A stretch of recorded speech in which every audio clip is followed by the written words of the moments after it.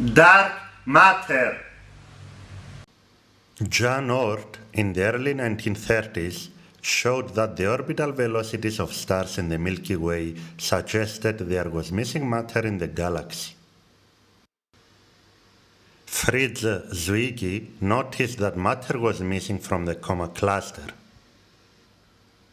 He estimated the velocity of galaxies on the edge of the cluster by measuring their redshift. The bigger the redshift, the greater the velocity.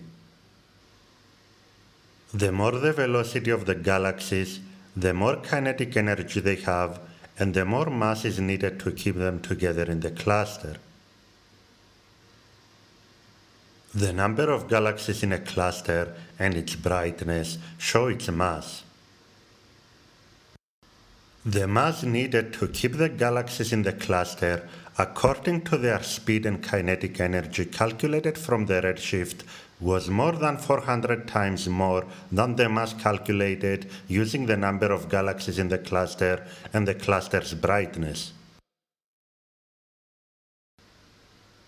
Horace Babcock, by using spectra of the Andromeda galaxy, showed that the same problem in the outer regions of clusters also exists in the outer regions of galaxies.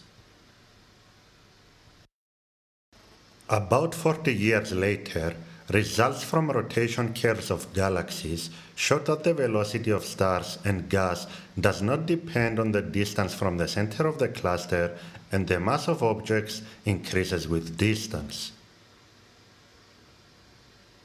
According to Newtonian mechanics, the velocity of objects should decrease with distance, and the mass on the edges of the cluster should have less velocity and less mass than the mass at the center of the cluster.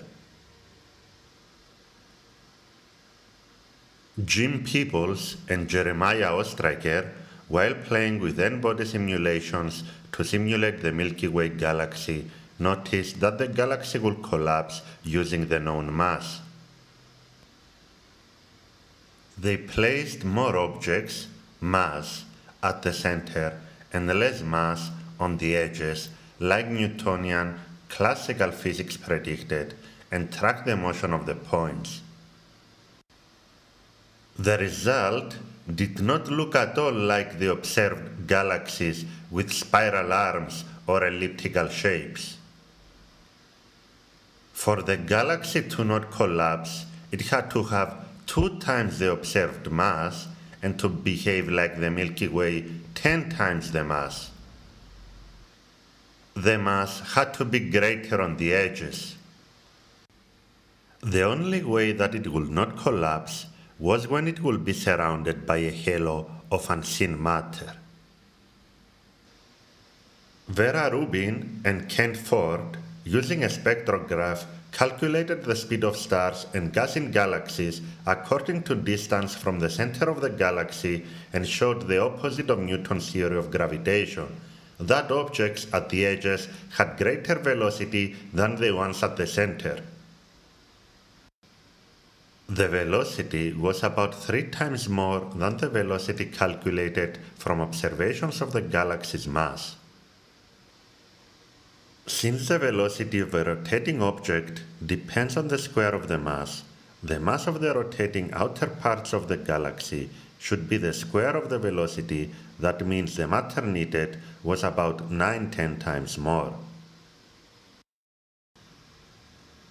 The matter needed was much more than the matter observed, so the missing matter from the galaxies and galaxy clusters was considered to be a type of matter that cannot be seen and was called dark matter. There are 4 fundamental forces, and ordinary baryonic matter interacts with the gravitational, the electromagnetic, the weak, and the strong force.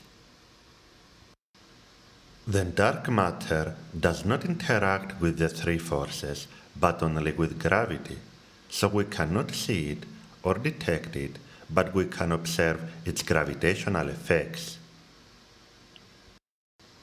The temperature, X-ray emission of the clusters, strong and weak gravitational lensing and cluster mergers where baryonic matter and dark matter separate show its existence.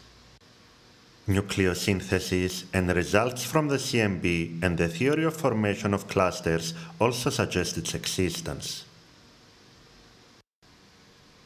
So one of the reasons that dark matter is thought to exist is because there is matter missing from the galaxies and galaxy clusters, and unlike normal matter around us, it interacts only with gravity, so we cannot see it.